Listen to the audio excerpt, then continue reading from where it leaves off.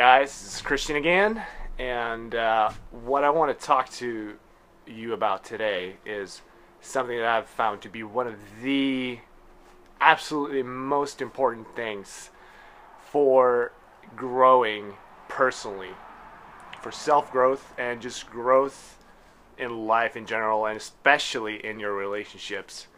And that is the whole idea of tough love, or another word for it would be confrontation. And it's something that a lot of people see as a negative thing because we've all been confronted in ways that weren't so good. And people have said mean things to us, and we just have learned this thing that confrontation is something that is bad, basically. But it is so important, and it's been so vital for me in my life in order to be able to grow personally.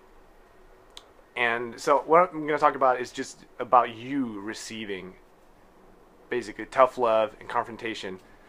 And for me, like, I have some really close friends that are not afraid to tell me the truth, and they tell me straight up if they see something that I need to work on, if it's the way I come across, like, for example, I was confronted by one of my friends a while ago that I had just been talking about a particular topic a lot when I was with her and her husband, and I didn't realize it, but the thing with me is I have this personality that I get really into things, and I get kind of almost obsessive about stuff, and it's a really good quality because I really go deep with things. But what ended up happening was that I talked about this thing, and it had to do with a girl. What else? Obviously. And I talked about it so much with them, and she was just like, "Hey, Christian, listen, you have been talking about this like 90% of the time when we have been hanging out, and I have stuff going on in my life too, and I need you to be able to listen and ask me how I'm doing and not just talk about your stuff. And if you don't, I'm actually going to end up,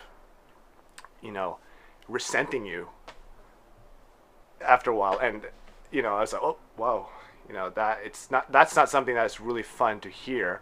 But obviously this couple, they're one of my closest friends, and I really listen to them, and I know that she would only say something like that because she loves me. And so I was really thankful that she did, even though, oh wow, that hurts, I don't want to be that guy. And that's the key point. When someone confronts you like that, and that's the key point, because what a lot of people do is they start defending themselves. Well, I've been blah blah blah, and no, do not defend yourself, because if you start defending yourself, then eventually people will stop confronting you. And if they stop confronting you, you are not going to know the way you come across to the people around you. And what I've noticed happening is people that get really defensive and they start making excuses and for their behavior, whatever. They start living in this bubble, and they are not very self-aware of how they come across to other people, and they don't grow. And usually people that start defending themselves is because they have a low self-esteem a lot of times, and they think it's some kind of attack on them as a person, like, oh, you did this, that means you're a bad person. So their identity is in what they do and not in who they are. Now, I know that my friend loves me a lot. In fact, if she didn't, she would not have told me that. And this really is really good, because that really helped our relationship, and I need that type of feedback to be able to be a healthy and whole person and to be able to grow. Is that you don't know the way you come across. The only way you're going to know either if you're on candid camera or something and someone is filming you when you're not watching. And how often does that happen? Or you're going to have to rely on your friends, people to tell you the truth, even when you don't necessarily want to hear it. So that's really important. Listen to when other people confront you. Do not defend yourself, because what's going to happen is that they're going to stop confronting you, and it's just going to harm your relationship. It's going to harm your other relationship with other people. And Oh, one quick thing is a married friend of mine, another friend.